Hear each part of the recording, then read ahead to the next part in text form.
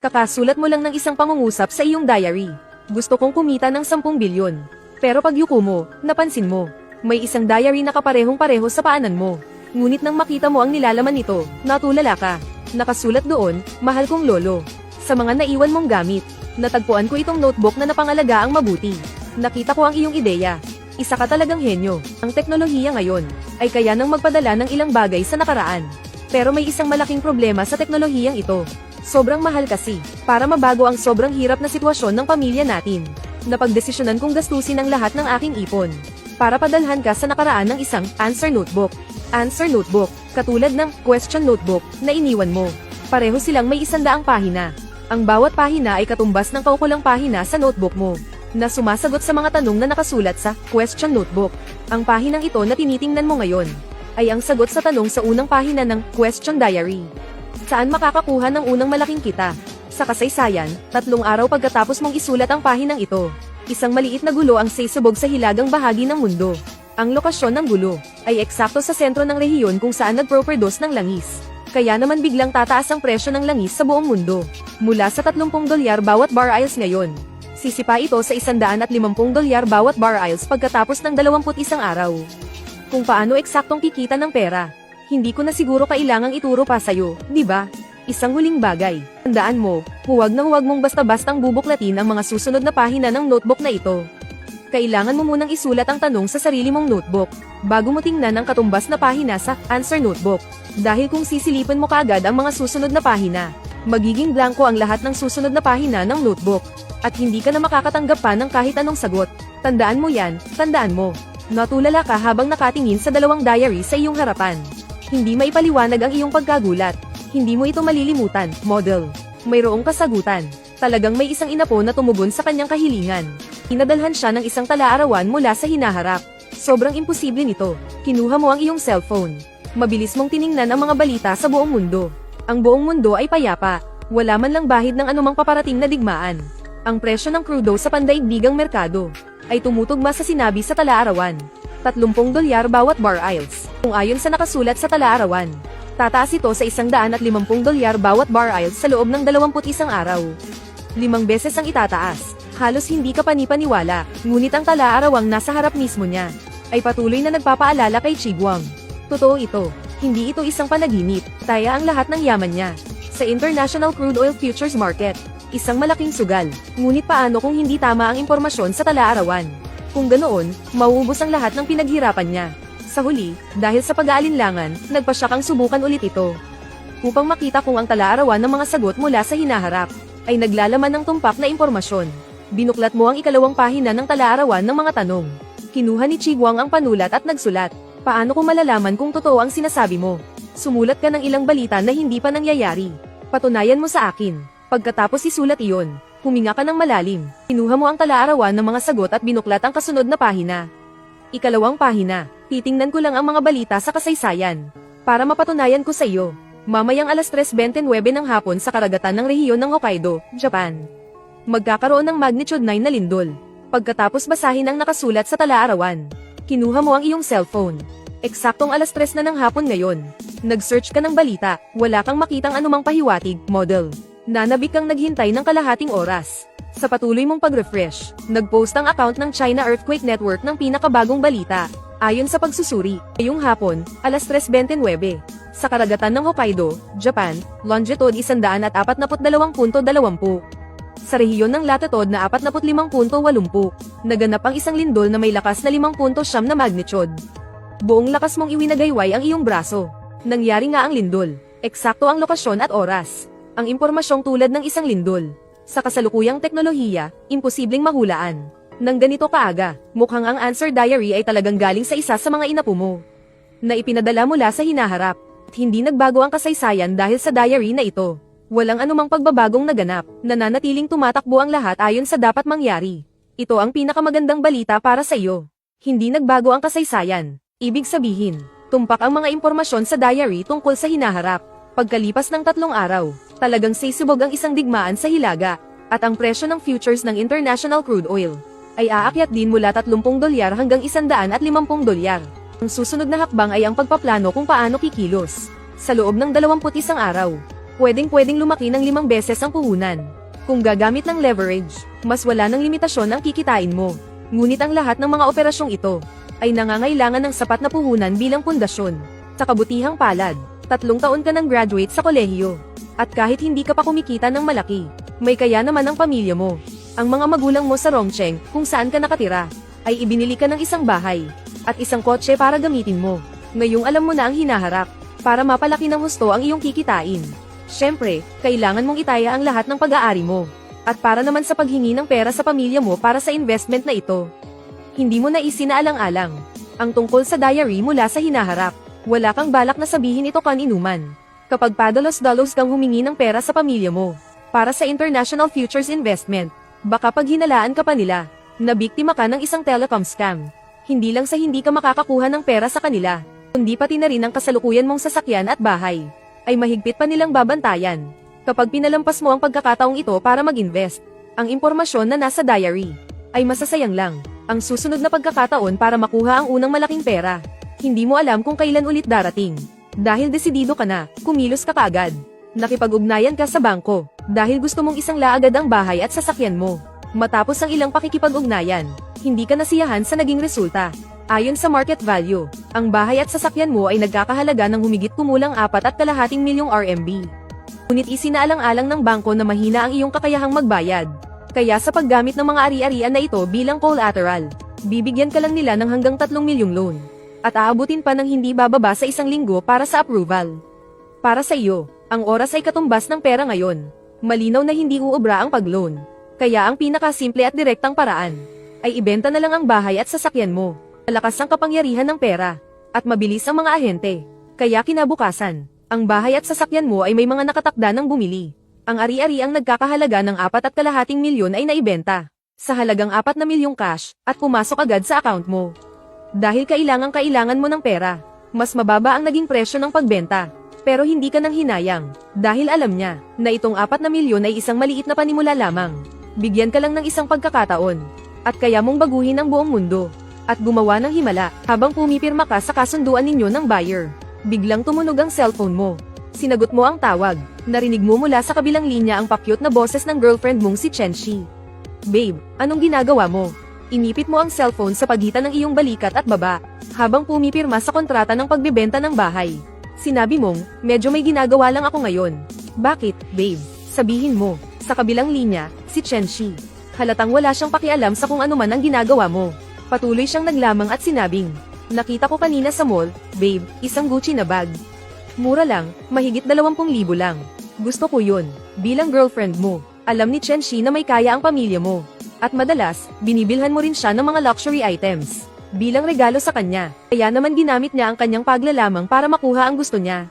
Sa mga oras na ito, ibinenta mo ang iyong bahay at sasakyan para makalakam ng pondo. Ito ay para subukan ang swerte mo sa futures market. Isang kritikal na puhunan na dapat sana'y hindi magagalaw. Kung gagastusin mo ang 20,000 ngayon, pagkatapos ng 21 araw, ang kikitain mo ay maaaring mabawasan ng milyon-milyon. Kaya hindi ka pumayag sa gusto ng girlfriend mo. Sa halip, sinabi mo, babe, mayroon akong importanteng proyekto na ginagawa ngayon. Kulang ako sa pera sa ngayon. Kapag bumalik na ang puhunan ko, ibibili kita, kahit yung pinakamahal pa, okay ba? Ngunit sinong mag-aakala na dahil sa pagtanggi mo? Agad na sumimangot si Chenshi. Hindi masaya niyang sinabi, ayoko, gusto ko yun. Gusto ko ngayon na. Binilhan na siya ng boyfriend ni Sonya. Kung wala ako noon, mapapahiya lang ako. Napabuntong hininga ka na lang. Sinubukan mo siyang pakalmayan at sinabing, babe, be good. Wala talaga akong sobrang pera ngayon. Kapag bumalik na ang puhunan ko, bibilhin ko agad para sa'yo. Sige na, hindi pwede. May pera ka naman, pero ayaw mo kong bilhan. Ang kuripot mo, bahala ka dyan. Pagkasabi niyan, galit na ibinaba ni Chenxi ang tawag. Hindi ka man lang niya binigyan ng pagkakataong magpaliwanag. Napailing ka na lang sa pagkailang. Medyo nainis ka na rin. Bilang isang girlfriend, pasado naman si Chenxi, maputi, maganda, at mahahaba ang mga binti. Noong pareho pa kayong nag-aaral sa iisang universidad, hindi na siya nawawalan ng mga manliligaw. Sa huli, nagawa mo pa ring makuha ang loob niya dahil sa iyong kagwapuhan. At sa yaman ng iyong pamilya, nakamit mo ang matamis na oo ng Diyosa. Tumagal ng 3 hanggang 4 na taon ang relasyon ninyo. Umabot na rin sa puntong pagpapakasal na ang pinag-uusapan. Pero may isang kapintasan si Chenxi. Masyado siyang banidosa, mahilig makipagkumpitensya, at Sobrang nahuhumaling sa lahat ng klase ng luxury goods. Lagi ka na lang niyang hinihilingan na bilhan siya ng mamahaling regalo. Kung hindi lang mayaman ang pamilya mo, siguradong hindi mo kakayanin ang mga gastos niya. Hay, bahala na nga. Kapag natapos ko na itong oil futures, kahit anong bag pa ang gustuhin niya, ibibili ko siya. Pag-ulong mong sinabi sa iyong sarili. Sa wakas, natapos mo na ring pirmahan ng kontrata. Hindi nagtagal, tumunog ang notification sa cellphone mo. Nakasaad sa text message, pumasok na ang 4 na milyong cash mula sa pagbenta ng bahay at kotse. Kahit malaki na ang perang ito, bihira lang dumating ang pagkakataong ito. Kaya mas mabuting maging mas handa. Oo nga pala, si Wang Tong. Yung perang hiniram niya sa akin. Sisingilin ko muna, kung sakaling kapusin siya ulit sa hinaharap. Papahiramin ko na lang siya ulit. Bigla mong naalala si Wang Tong. At tila nagliwanag ang iyong mga mata. Kinuha niya ang kanyang cellphone at agad siyang tinawagan sa video. Si Wang Tong ay kababata mo. Magkaklase kayo noong junior at senior high school. Pero, mahina sa pag-aaral si Wang Tong. Hindi siya nakapasok ng universidad. Kaya maaga siyang pumasok sa lipunan. Kung ikukumpara sa'yo, mas mahirap ang pamilya ni Wang Tong. Kaya kapag lumalabas kayo para kumain o uminom, kadalasan, ikaw ang nagbabayad. Minsan, kapag gipit si Wang Tong, at walang-walang pera, pinapahiram mo rin siya ng sarili mong pera. Kahit hindi kalakihan ang bawat hiram. Mga 3 hanggang 5,000 lang. Pero sa kabuuan, umabot na rin ito ng mahigit 100,000. Mabilis na sinagot ang video call. Lumitaw ang mukha ni Wang Tong sa kabilang linya. Masigla siyang nagsalita. Call na Guang, bakit ka napatawag? Niyayaya mo ba akong uminom ngayong gabi? Ngumiti ka at sinabing, may kailangan lang akong asikasuhin ngayon. Sa ibang araw na lang tayo uminom. Tumawag ako para itanong sana. Yung mga perang hiniram mo sa akin. Pwede mo na bang ibalik muna sa akin? Natigilan si Wang Tong. Halatang halata ang inis sa kanyang mukha. Naging masungit din ang tono ng kanyang pananalita. Bakit ko naman isasauli, sabi niya. Ang prangkang sagot niya ay halos ikinatawa mo sa inis. Ang utang ay dapat bayaran. Ganoon talaga ang buhay. Ang utang ka sa akin. Anong masama kung sisingilin kita? Kung makatingin ka dyan na parang galit ka pa. Aakalain ng hindi nakakaalam na ako pa ang may utang sayo. Kahit na medyo naiinis ka. Dahil sa magandang pagpapalaki sayo, hindi ka kaagad nagalit. At dahil na rin sa maraming taon ninyong pagkakaibigan, hindi mo pa rin magawang magalit ng husto sa kanya. Kaya, huminahon ka at nagpatuloy sa pagsasalita, pre. May pinasok kasi akong proyekto kamakailan. At kailangan ko ng pondo. Tiningnan ko kanina ang mga record ng usapan natin. Sa loob lang ng mahigit 1 taon, nakahiram ka na sa akin ng mahigit 100,000. Ganito na lang, kalimutan mo na yung mga butel. Balik mo muna sa akin yung 100,000. Pwede ba yun? Yung sinasabi mong butel, hindi rin naman yun maliit na halaga. Pag pinagsama-sama, aabot din yun ng mga 10,000. Sa tingin mo, sapat na yung kabaitan na pinapakita mo. Pero hindi mo inasahan ng isinampal sa'yo ni Wang Tong. Frank kanyang sinabi, Kuya Guang, wala namang ganyanin. Napakayaman ng pamilya nyo. Kapag may problema ka, hindi ka sa kanila humihingi. Sa akin ka pa talaga lumalapit na isang hamak na mahirap lang. Medyo hindi yata tama yan. Ako pa ang hindi tama. Natawa ka na lang sa sobrang galit. Pakiramdam mo, sobrang katawa-tawa ng lahat. Naging malamig na rin ang tono ng pananalita mo. Sinabi mong, nagkakaproblema rin ang negosyo ng pamilya ko. Hindi nila ako kayang suportahan. Tingnan mo, para lang makalakam ng pera. Ibinenta ko na ang bahay at kotse ko. Pagkasabi mo noon, iginalaw mo ang iyong cellphone. At itinutok ang camera sa bahay na nasa likuran mo. Doon, ang mga tauhan mula sa cleaning at moving company ay abalang-abala. Sa isang tingin pa lang, malalaman mong magpapalit na ng may-ari ang bahay na to. Nang makita ang eksenang ito, biglang tumaas ang boses ni Wang Tong. Gulat na sinabing, pati bahay mo, binenta mo na. Pati yung kotse mo, binenta mo rin. E di anong gagamitin kong sasakyan para pumorma sa mga babae? Tila napagtanto rin niya na ang kanyang sinabi ay talagang sobrang wala sa lugar. Napatigil si Wang Tong, at bakas sa mukha niya ang tuwa sa iyong kasawian.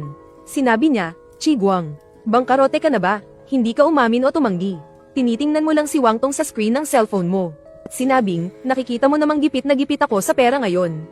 Pwede mo na bang ibalik sa akin yung 100,000? Hindi niya inasahan na mas lalo pang tumigas ang ulo ni Wang Tong.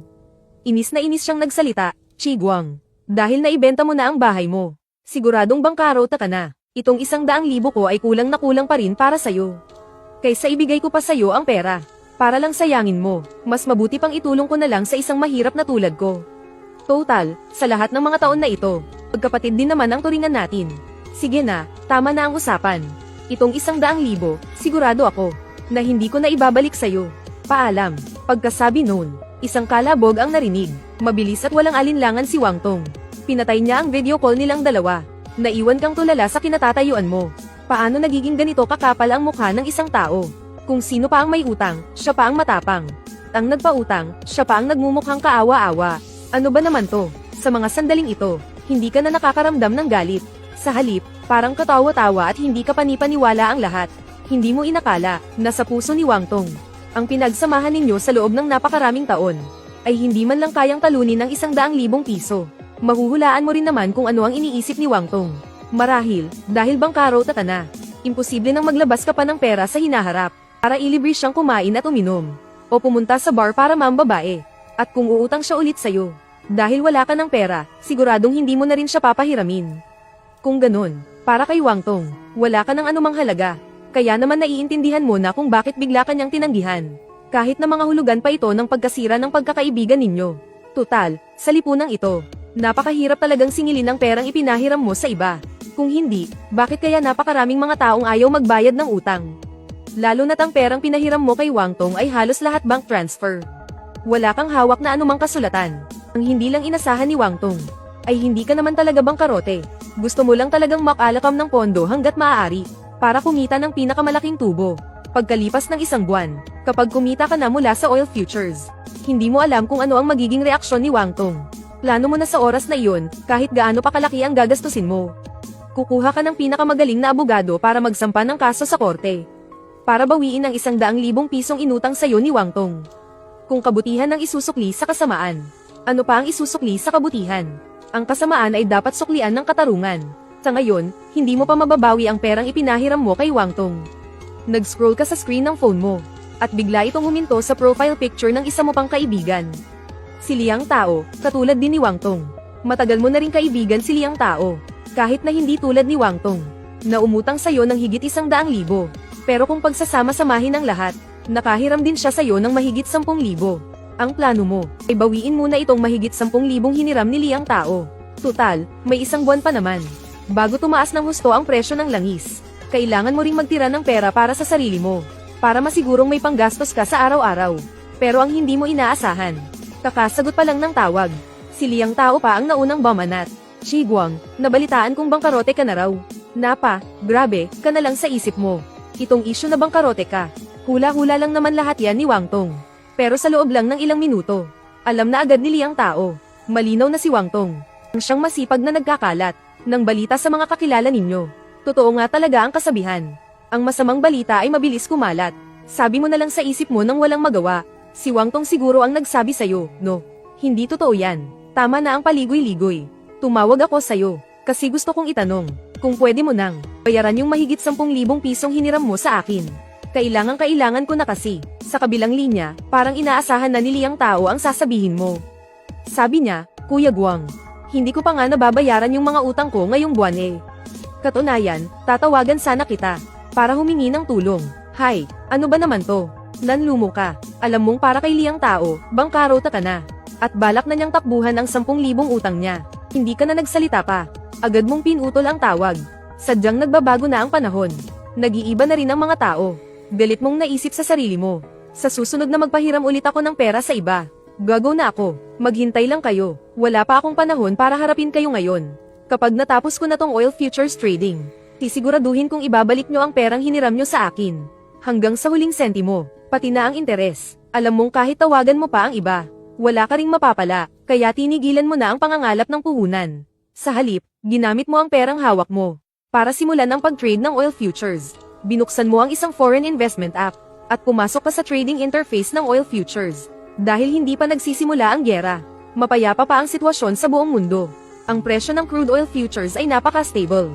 Naglalaro lang ito sa paligid ng $30 bawat barrels. Gayunpaman, dahil ang langis ay isang commodity na direktang nakatali sa dolyar, kapag walang malaking paggalaw sa merkado, halos hindi nagbabago ang presyo nito. Huminga ka ng malalim, at ibinuhos mo ang lahat ng iyong 4 na milyong cash sa crude oil futures. Ang app na ito ay subok at matatag na. Direkta itong nagdagdag ng 0.2% sa kasalukuyang exchange rate. Inilipat nito ang pera mo sa futures platform.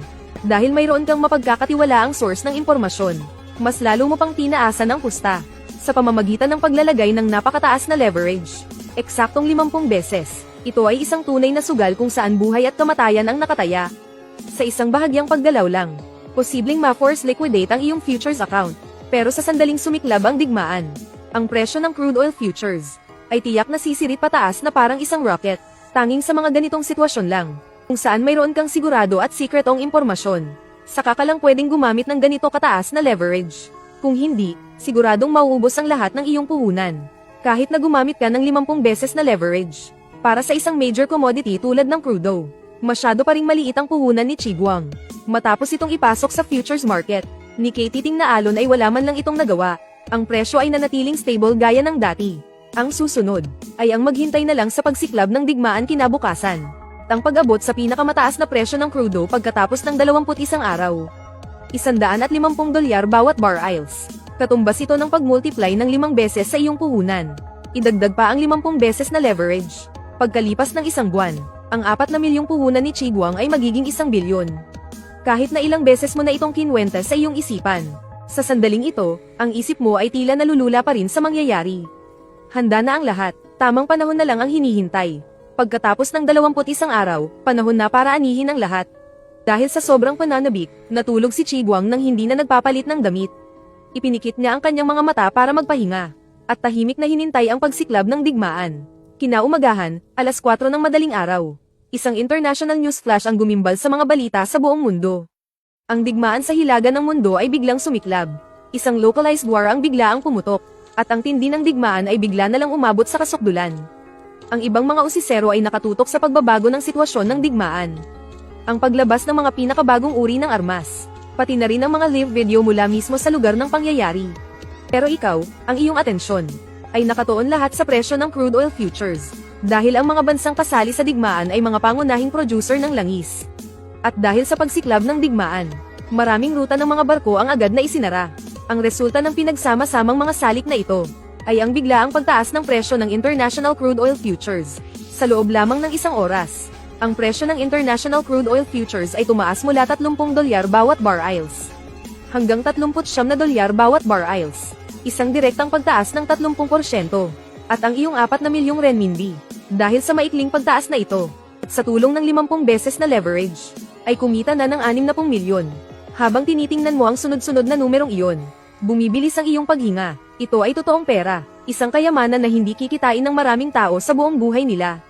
Pero ikaw, sa loob lamang ng isang oras, ay kumita ka na ng ganito kalaki. Bigla ang yaman.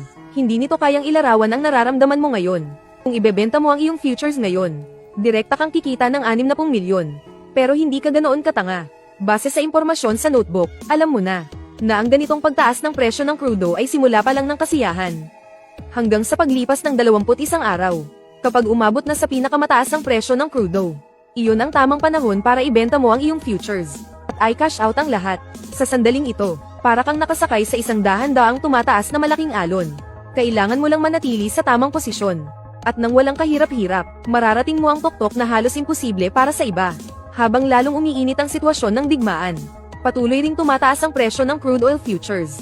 Hanggat walang senyales na titigil ang lokal na digmaang ito, magpapatuloy lang ang pagtaas ng presyo ng crudo. $39.6 kahit na bumagal ang pagtaas ng presyo mula $42 hanggang $47. Pero ang graph ay napakatatag at dirdiretsong pataas. At ang presyo ng crude oil futures na binili mo ay patuloy rin sa pagtaas. Ang yaman na maaari mong i-cash out ay walang tigil din sa paglaki. Hindi pwedeng magpatuloy ng ganito ka-excited. Dahil kung hindi, bago ko pa man makuha ang pera, baka ang katawan ko muna ang bumigay. Mas malaki pa ang mawawala sa akin noon. Agad mong isinara ang interface ng crude oil futures. Huminga ka ng malalim, para dahan-daang pakalmayan ng iyong nagwawalang damdamin. Ang trend na ito sa market ay magtatagal ng 21 araw. Hindi kakayanin ng enerhiya ko na laging bantayan ito. At saka, dahil sa biglaang pagtaas ng presyo, wala nang panganib na maubos ang puhunan sa account mo. Kaya nagpasya ka na lang na pagkatiwalaan ng buo ang diary. At ang mga impormasyon sa loob nito. Hindi mo na ito kailangang tingnan palagi. Sa halip, regular mo na lang itong susuriin. Basta't may ideya ka lang sa nangyayari, sapat na. Dahil sa matinding kaba, napakabilis din ang takbo ng oras. Mabilis na lumipas ang halos buong araw. At dumating na ang hapon. Oras na para iwanan ang bahay para sa bagong may-ari. Matagal nang nakaayos ang mga bagahe. Hila-hila mo ang isang malaking malita. At dumating ka sa tapat ng bahay ng girlfriend mong si Chengxi. Tungkol naman sa pag-uwi sa inyo. Hindi iyon sumagi sa isip mo. Dahil ang tungkol sa pagbibenta ng bahay at sasakyan. Hindi mo balak sabihin sa iyong mga magulang. Hindi lang kasi ito magdudulot sa kanila ng pag-aalala at kaba. Posible pa itong maging sanhi ng iba pang komplikasyon. Nagpadala ng sagot ang mga ina ko. At lalong imposible na sabihin sa kanila ang tungkol sa notebook. Plano mong tumira muna sa bahay ng girlfriend mong si Chengxi ng ilang araw. Hintayin mong makuha ang kita pagkatapos ng 21 araw. At saka ka bibili ng isang solong bilya. Para maging bahay ninyong dalawa sa hinaharap. Pagkatapos mong pumatok sa pinto, nakita kanyang hila-hila ang iyong malaking malita. Hindi man lang nagulat si Chenxi. Sa halip, mukha pa siyang kampante na tama ang hinala niya. Habang nakatingin ka sa kanya na nakatayo sa pinto, at halatang walang balak na papasukin ka. Kaya ikaw na ang unang nagsalita, babe. Dito muna sana ako titira ng ilang araw. Aalis din ako pagkatapos ng isang buwan. Pero hindi mo inaasahan ang malamig na reaksyon ni Chenxi. Nakaharang pa rin siya sa pinto at sinabing, makikitira ng ilang araw. Nasaan ang sarili mong bahay? Bakit hindi ka doon? Shiguang, sabihin mo sa akin ang totoo. Bangkarote ka na ba? Naisip mo, imposible. Bangkarote ako. Binenta ko lang naman ang bahay at kotse ko. Para mag-invest sa futures trading. Bakit iniisip ng lahat na bangkarote na ako? Siguradong yung gagong si Wang Tong ang nag-iisip na bangkarote ka na talaga. Alam mo na, kapag bumagsak ka, parang wala ka ng halaga. Kaya tuwang-tuwa siyang ipinagkakalat yan kahit saan.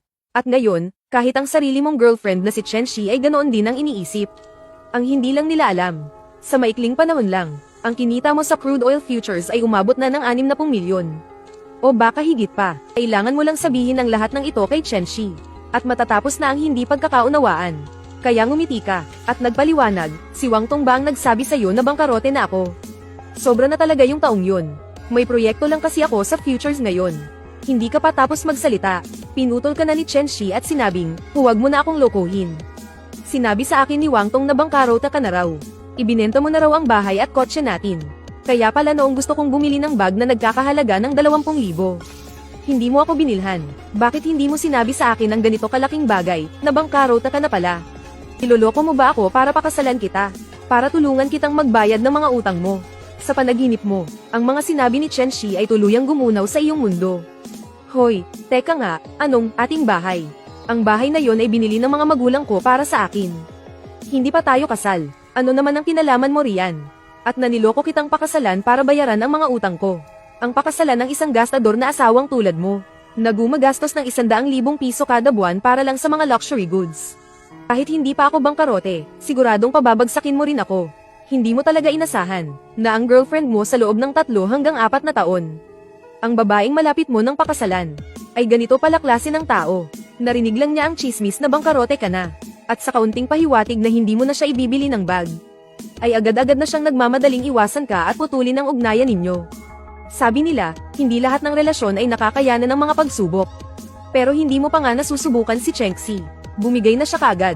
Nakahalukip-kip si Chenxi, habang tinitingnan ang nagiging emosyonal na si Chiguang. Isang mapanuyang ngiti ang sumilay sa kanyang mukha at sinabing, tingnan mo, tingnan mo. Natataranta ka na, no?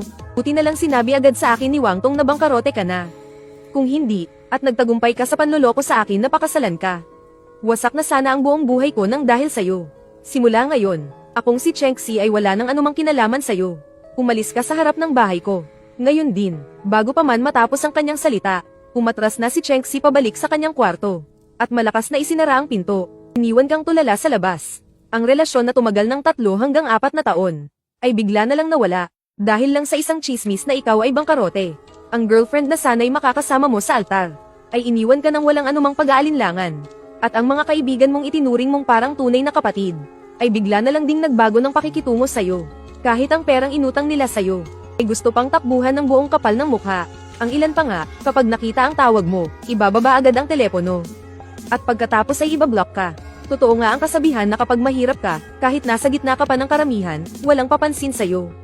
Pero kapag mayaman ka, kahit nasa tuktok ka pa ng bundok, may mga kamag-anak kang biglang susulpot. Kung totoong bangkarote ka na nga, siguradong labis na kalungkutan ang nararamdaman mo ngayon. At iisipin mong bigo ka sa unang yugto ng iyong buhay. Tinalikuran ka at iniwan ng lahat.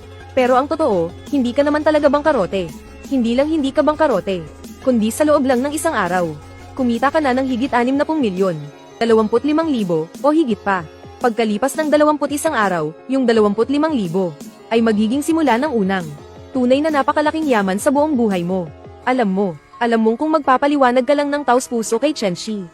O kaya'y padalhan mo lang siya ng screenshot ng futures account mo. yung 10 milyong kinita mo, ay agad napapawi sa nag-aalab niyang galit. Maglalaho iyon na parang bula.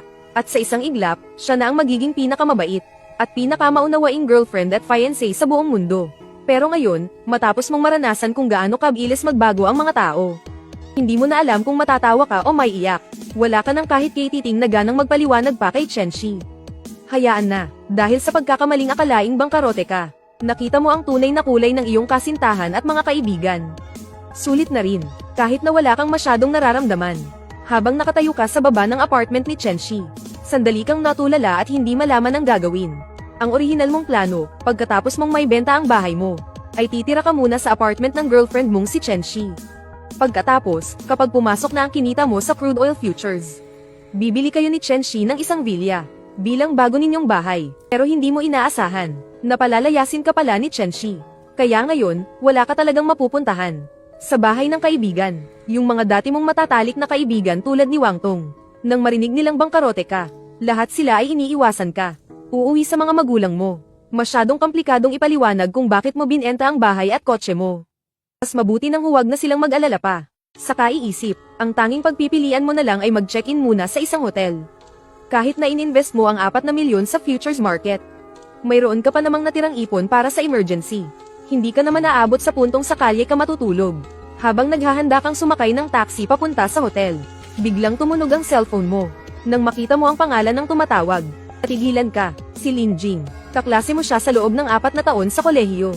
Mahinhin ang personalidad niya, laging nakasuot ng makapal na salamin na may itim na frame. At hindi talaga kayo madalas mag-usap noon. Bakit naman kaya tumatawag sa akin si Lin Jing ngayon? Kahit na medyo naguguluhan ka, sinagot mo pa rin ang tawag at itinapat sa iyong tenga. Kaagad, narinig mo mula sa kabilang linya ang isang boses ni Lin Jing. Shi Guang, nasaan ka? Ayos ka lang ba? Halatang halata sa tono ni Lin Jing ang hindi maitagong pag-aalala. Kahit na medyo nagtataka ka, sumagot ka pa rin ng tapat. Nasa subdivision na ako ni Chenxi ngayon. Ayos lang ako. Bakit? Noong nasa kolehiyo kayo, hindi naman talaga kayo madalas mag-usap. Lalo pa kayong nawalan ng komunikasyon pagkatapos ninyong graduate. Kaya naman ang bigla ang pagtawag sa'yo ni Lin Jing ay talagang nakapagtataka para sa'yo. Ang hindi mo alam, habang nasa baba ka ng building ni Chenxi at iniisip kung saan ka tutuloy, si Chenxi, mula sa bintana, ay kinunan na pala ng litrato ang iyong likuran habang bitbit mo ang iyong malita. Nilagyan niya ito ng caption at ipinost sa kanyang social media. Itong manlolokong to, ibinenta na ang bahay at kotse niya. Walang matirhan, bangkarote na. Tapos may lakas pa ng loob na lokohin akong pakasalan siya. Asa siya, mabuti na lang at napigilan ko ang sarili ko at hindi kami nag-live-in bago ikasal. Kung hindi ko na kayang isipin kung anong pwedeng mangyari. Ipinapahiwatig ang napanatili niyang dalisay ang kanyang sarili.